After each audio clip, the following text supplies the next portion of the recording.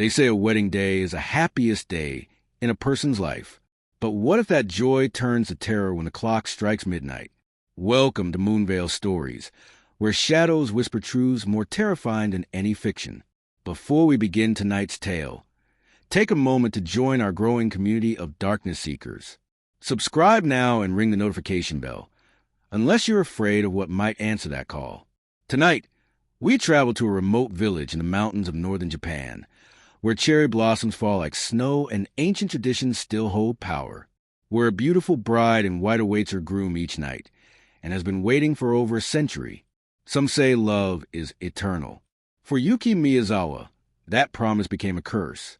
This is the story of the ghost bride of Aokigahara, of men who disappeared on their wedding nights, of a vengeance that spans generations and a hunger that can never be satisfied. Are you ready to hear a tale of love, betrayal, and souls collected like precious gems? Then listen closely. But remember, some stories aren't meant to be heard alone in the dark.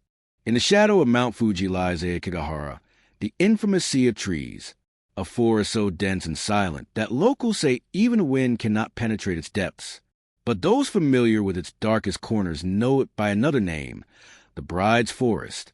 For over a century, the villages surrounding Aokigahara have whispered the same warning to young men seeking marriage. Beware the woman in white who appears on nights of the full moon.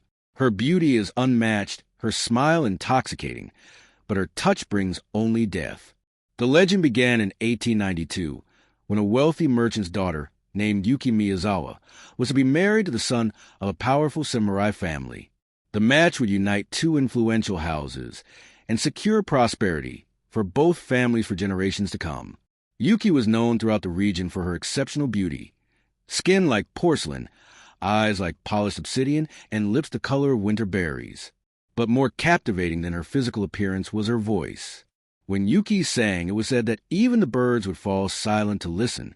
The night before her wedding, as tradition dictated, Yuki was sequestered in a special chamber to prepare for the ceremony. Her attendants dressed her in layers of the finest silk, arranged her hair with ornate combs of jade and pearl, and painted her face until she resembled a living doll. But as midnight approached and her attendants withdrew, leaving her to meditate on her future duties, something unexpected happened. A figure appeared at her window, a young man, not her betrothed, but a humble musician with whom she had fallen in love during secret meetings over the past year. "Run away with me," he pleaded. "We can be together, away from these families and their arrangements." Torn between duty and desire, Yuki made her choice. She took his hand and fled into the night, still dressed in her wedding finery. The lovers thought they had escaped unnoticed, but the samurai family, humiliated by the broken engagement, sent trackers to hunt them down. By dawn, they had been captured at the edge of Aokigahara Forest. The punishment was swift and merciless. The musician was executed on the spot, his throat cut as Yuki watched in horror. But for Yuki, they devised a more elaborate fate. She was to be married as planned, but not to the living. That night, the elders of both families performed a forbidden ritual. They dressed Yuki once more in her wedding attire, now stained with her lover's blood. As she wept and begged for mercy, they conducted the ceremony of ghost marriage, binding her soul not to her original betrothed, but to the vengeful spirits of the forest. "Since you chose to dishonor our houses," her father pronounced, "you shall be the bride of death itself. Never shall you know peace. Never shall you pass to the next world. You will remain between realms, forever seeking what was denied you." They abandoned her, still alive but bound by dark magic, deep within Aokigahara. Some say she died of exposure, others that she took her own life with a hairpin through her heart. But all versions of the legend agree on what happened next. Yuki's spirit remained, transformed by rage and sorrow into something that was no longer entirely human. And on the anniversary of her death, when the moon hangs full and heavy in the sky, she returns to seek revenge, not against those who wronged her, for they are long dead, but against any man foolish enough to accept her ghostly hand in marriage. 50 years after Yuki's death, in 1942, a young soldier named Takashi Nakamura returned to his village near Aokigahara. The war had left him scarred, both physically and mentally. His fiancée, unable to bear the sight of his disfigured face and disturbed mind, had broken their engagement while he was deployed. Bitter and isolated, Takashi took to wandering the forest edge at night, contemplating ending his suffering among the twisted trees where so many others had gone to die.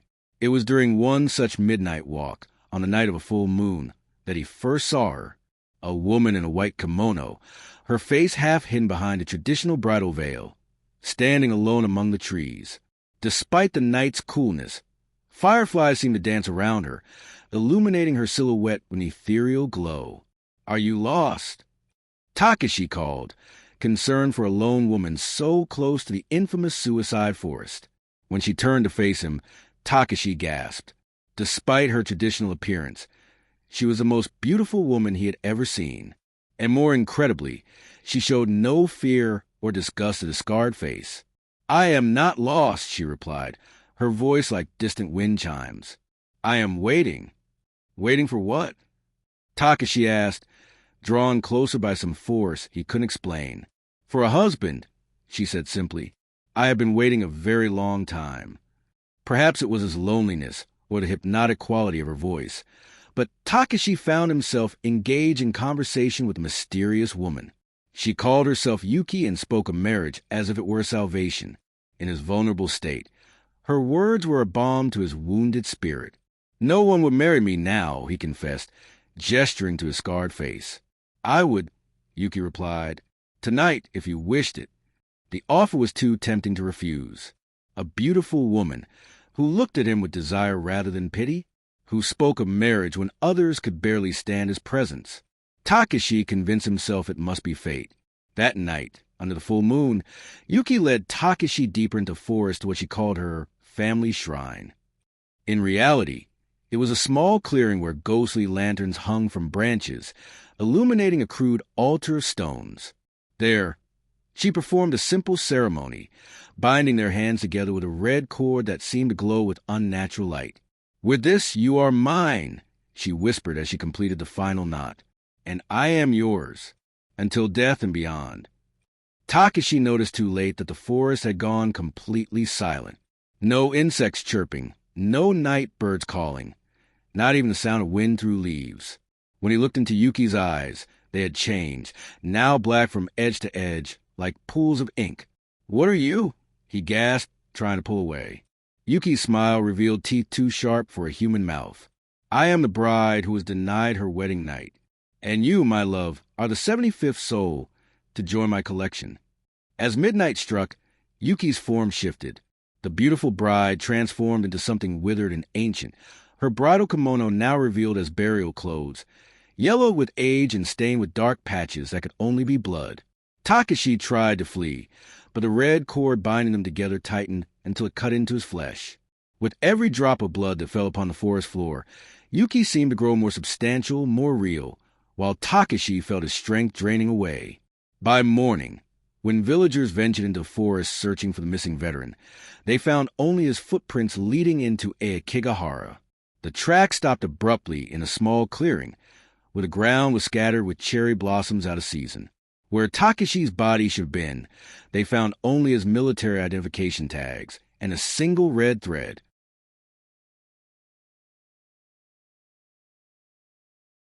Over the decade that followed, the disappearances continued. Always men, always on the night of a full moon, always vanishing without a trace near the borders of Aokigahara. Some were locals, others tourists drawn to the forest's macabre reputation.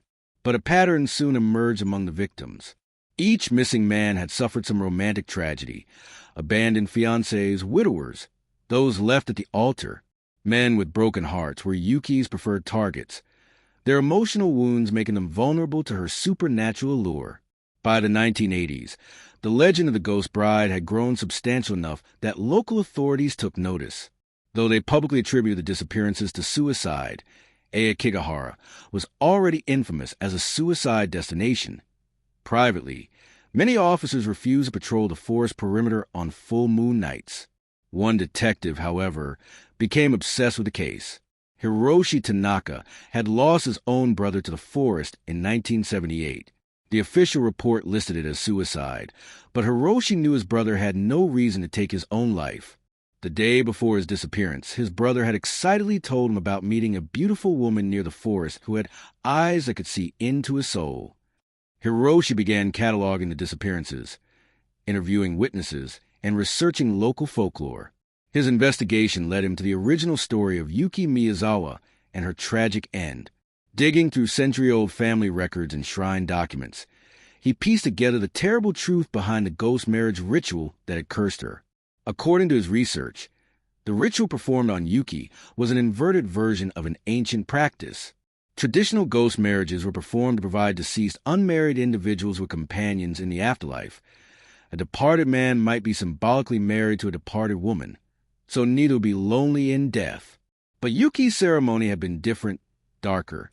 It had bound her soul not to a single deceased spirit, but to the forest itself, an entity that Japanese folklore considered a gateway between worlds.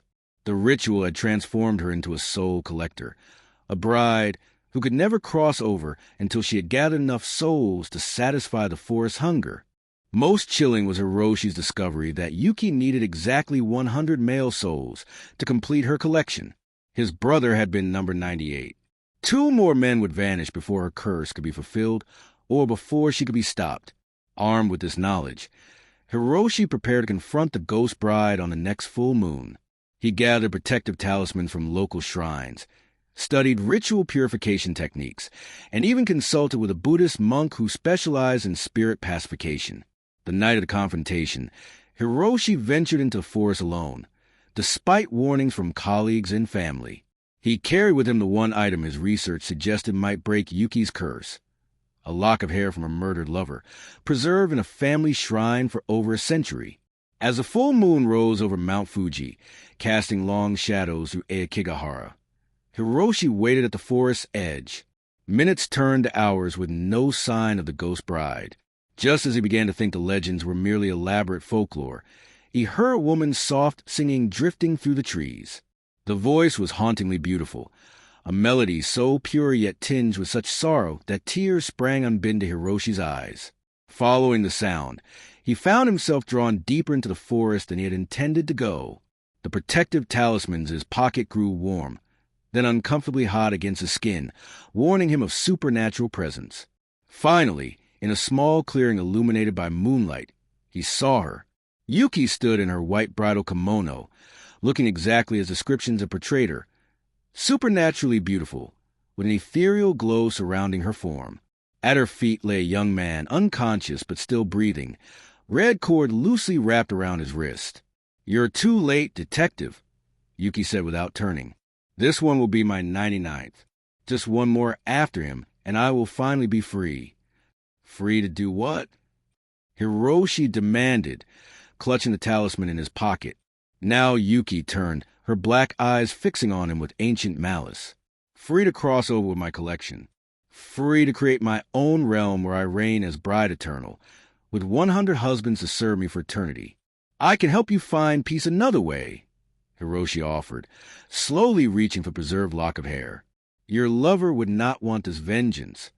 At the mention of her lover, Yuki's form flickered, momentarily revealing her true appearance, a withered corpse in decaying wedding attire, skin stretched tight over bones, empty eye sockets leaking black fluid. But the vision lasted only seconds before the beautiful bride returned. "You know nothing of what he would want," she hissed. "He was murdered before my eyes. His blood stained my wedding clothes. Do you think his spirit desires peace? No, he waits for me as I collect the payment owed to us both." Hiroshi saw that reasoning would not work. With a swift motion, he pulled out the lock of hair preserved in crystal and held it toward Yuki. Then perhaps he should tell you himself. The effect was immediate and violent. Yuki's form contorted, her scream splitting the night air. The lock of hair began to glow with blue fire that didn't burn Hiroshi's hand. "Where did you get that?" she demanded, backing away. "His family preserved it," Hiroshi explained. "Not all agreed with what was done to you both. Some sought to remember, to honor his memory." For a moment, genuine emotion crossed Yuki's face. Not rage or hunger, but profound grief. The clearing around them filled with spectral cherry blossoms, swirling on impossible wind. "Accio!" she whispered, the name of her long-dead lover escaping her lips, perhaps for the first time in a century. But just as Hiroshi thought he might be reaching her, the moon emerged fully from behind passing clouds, bathing the clearing in silver light. Yuki's expression hardened once more. A touching attempt, detective. But nothing will stop me now. I have waited too long, collected too many.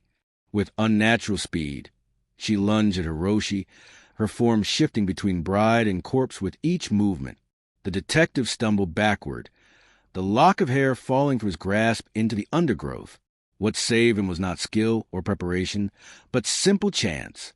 As he fell, his hand clutched at a tree root for support, a tree that had grown from a seed planted at the exact spot where Yuki's lover had been executed a century before. His blood had soaked into the soil, nurturing the sapling that had now grown into a massive pine. The moment Hiroshi's hand touched the root, connecting him to the tree, something extraordinary happened. The forest itself seemed to sigh, a wave of energy rippling through the clearing. The unconscious young man at Yuki's feet suddenly awoke, the red cord binding him disintegrating into dust. Yuki froze, her form flickering rapidly between bride and corpse, beauty and decay. From the ground around the tree, spectral figures began to emerge, the spirits of her collected husbands, no longer bound to her will. "What is happening?" she cried, reaching out as her collection of souls began to drift away like smoke on the wind. "The forest is releasing them," Hiroshi realized aloud. "And it's releasing you." Indeed, the hatred that had sustained Yuki's curse for a century was dissolving in the face of something more powerful, forgiveness. The tree, grown from ground consecrated by her lover's sacrifice, had become a channel for his spirit, not the vengeful force she had imagined, but a presence that had watched over her, waited for her, and now offered release. As the souls of her victims ascended into the night sky, Yuki's form began to change one final time. The decayed corpse and vengeful bride both faded, replaced by the simple image of a young woman in a plain kimono, Yuki as she had been before tragedy struck, before ritual and rage transformed her. "He waits for you," Hiroshi said softly, "not in vengeance, but in peace." Yuki looked up at the moon, tears falling from now human eyes. "A century of hatred," she whispered. "For what? To become the very thing that destroyed us." As dawn broke over forest, casting golden light through the trees, Yuki Miyazawa finally smiled. Not the predatory smile of the ghost bride, but the genuine expression of a young woman freed from supernatural bondage. "Thank you," she said to Hiroshi, her form already beginning to fade in the morning light, "for showing me the truth." When she vanished completely, cherry blossoms filled the clearing where she had stood, out of season and impossibly abundant. The young man who had been her 99th victim sat dazed but unharmed against a tree. Of Yuki herself, nothing remained but a single jade hairpin, the very one legends claimed she had used to take her life a century ago. Hiroshi carefully collected the hairpin, intending to place it in a shrine with the preserved lock of her lover's hair. Together at last, if only a memorial. For 20 years after that night, no disappearances occurred near Aokigahara during the full moon. The legend of the ghost bride became just another story told to tourists visiting the suicide forest.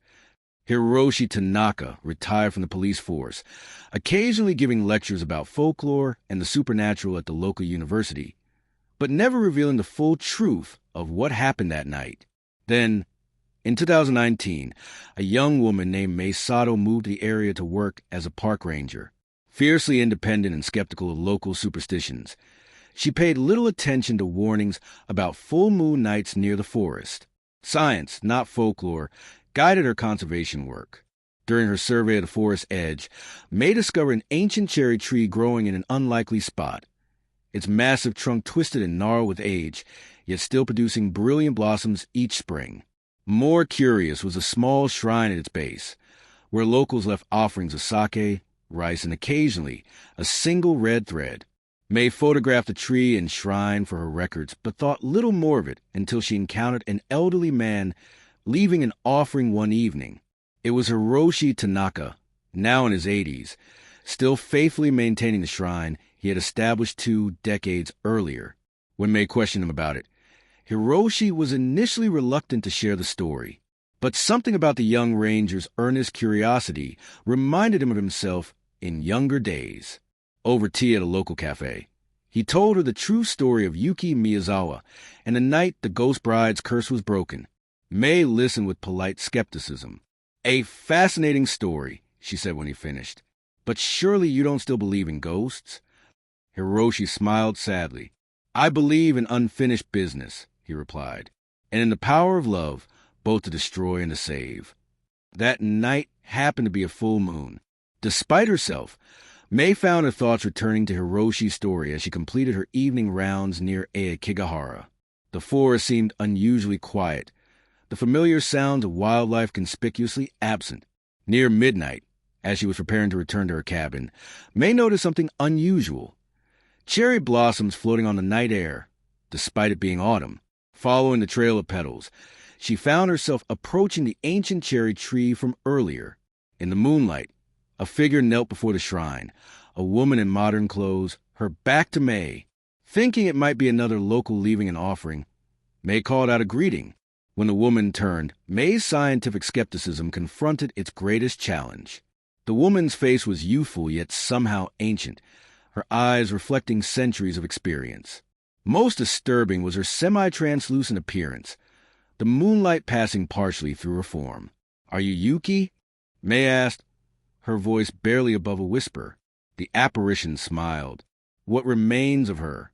I come only once a year now, on the anniversary of both my greatest sorrow and my eventual freedom." May should have been terrified, should have run, or at least questioned her own sanity. Instead, she found herself strangely calm in the presence of the supernatural. "Hiroshi told me your story today," she said. "He still maintains this shrine after all these years." "He is a good man," Yuki replied. "He helped me remember that vengeance is a hollow victory." "Then why do you still come back?" May asked, "If you found peace?" Yuki's expression grew solemn. "To warn when necessary. The ritual that bound me was not the only dark magic performed in these mountains. Other spirits remain, other curses linger." She gestured toward the depths of Aokigahara. The forest has always been a boundary between worlds. Most who enter and do not return make that choice themselves.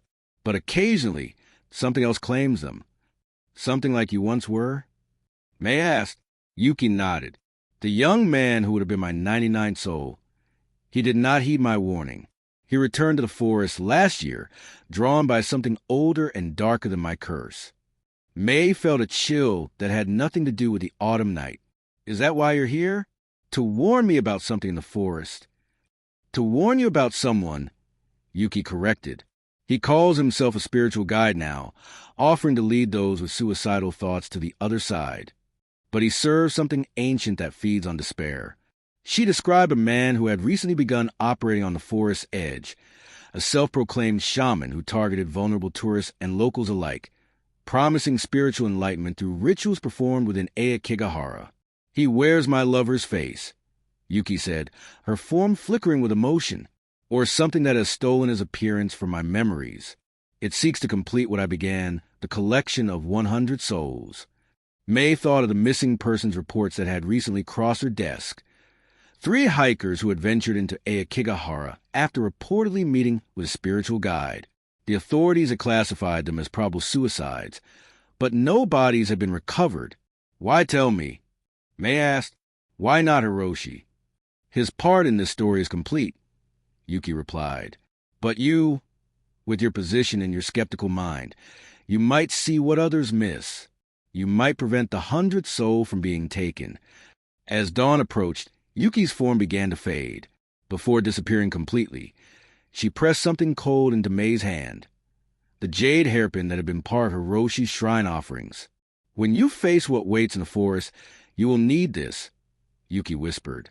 "It has touched both worlds and will protect you from what dwells between." By morning, May might have convinced herself the encounter was a dream, had it not been for the jade hairpin still clutched in her hand and the cherry blossoms scattered around her.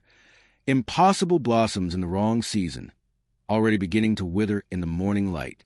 She stood before the ancient cherry tree, the first rays of sunlight filtering through its branches, and made a decision. The rational part of her mind still questioned everything she had experienced. But another part, a part connected to the forest she had sworn to protect, knew that Yuki's warning was real.